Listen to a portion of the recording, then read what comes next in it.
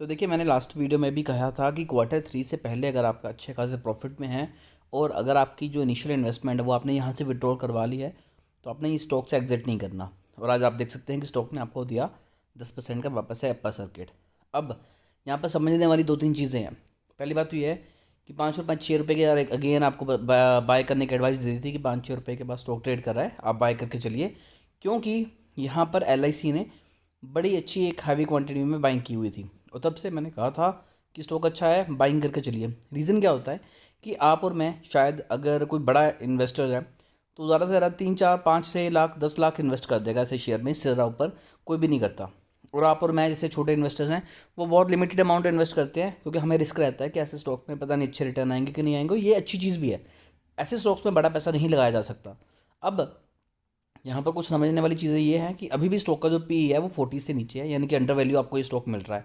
और आप और मैं शायद इतनी स्टडी नहीं करेंगे किसी भी शेयर पे बाय करने के लिए, और ना ही हमारे पास इतने रिसोर्सेज होते हैं जितने बड़े इन्वेस्टर्स के पास होते हैं। अब LIC ने जब शेयर बाय किया तो उन्हें पता था कि कंपनी बहुत अच्छा ग्रो करने वाली है।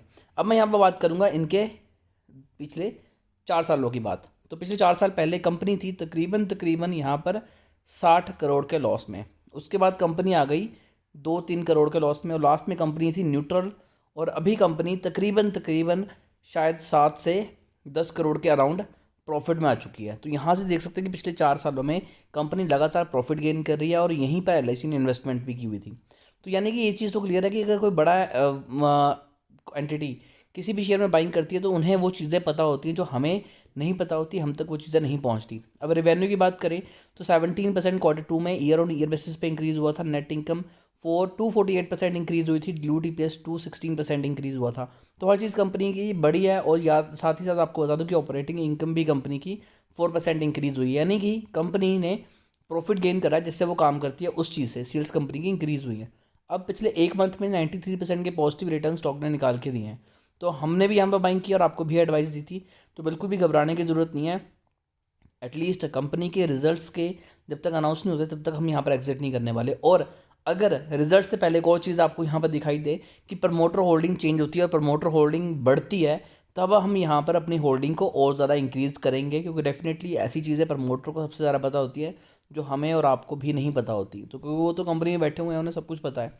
तो अगर कई बार क्या होता है कि कभी भी किसी कंपनी के रिजल्ट आने होते हैं उससे कुछ दिन पहले प्रमोटर अपनी होल्डिंग बढ़ा लेते हैं। अगर ऐसा कुछ होगा तब भी हम आपको सूचित करेंगे। अब एक और चीज़ इंटरेस्टिंग ये है कि आपको कैसे पता लगेगा कि प्रमोटर होल्डिंग बढ़ाई है। उसके लिए आपको हमारा चैनल सब्सक्राइब करना पड़ेगा, ताकि इस शेयर और कोई भी इंपॉर्टेंट शेयर से रिलेटेड कोई भी इंफॉर्मेशन आप तक सबसे पहले और सही इंफॉर्मेशन पहुंचे। क्योंकि ज़रूरी नहीं है, क्योंकि आज के टाइम में बहुत से लोग ऐसे हैं जो फेक वीडियोज़ बना देते हैं, आपको थंबनेल पे कुछ और दिखाएंगे, वीडियो में कुछ और दिखाएंगे, क्योंकि उन्होंने लाइक्स लेने हैं, व्यूज़ लेने हैं। लेकिन हम ऐसे नहीं हैं। हाँ, हमें भी लाइक्स पसंद है, व्यूज़ पसंद है, लेकिन ये हमारा सेपरेट है। हम किसी को धोखा देकर आगे नहीं बढ़ना चाहते, तो भी हमारा चैनल इतना ज़्यादा अच्छे से ग्रो नहीं करता, क्योंकि हम एग्जैक्ट चीज़ें आपको बताते हैं। और इसका रिजल्ट भी अगर आप सबसे पहले देखना चाहते हैं तो चैनल को भी सब्सक्राइब कर लीजिए और बेल आइकन को दबाना बिल्कुल भी मत भूलिएगा। तो अभी के लिए दोस्तों इतना ही। और अगर आपकी कोई भी क्वेरी है तो कमेंट कर सकते हैं, हमारी कोशिश होगी कि आपको देंगे एक अच्छी एडवाइस।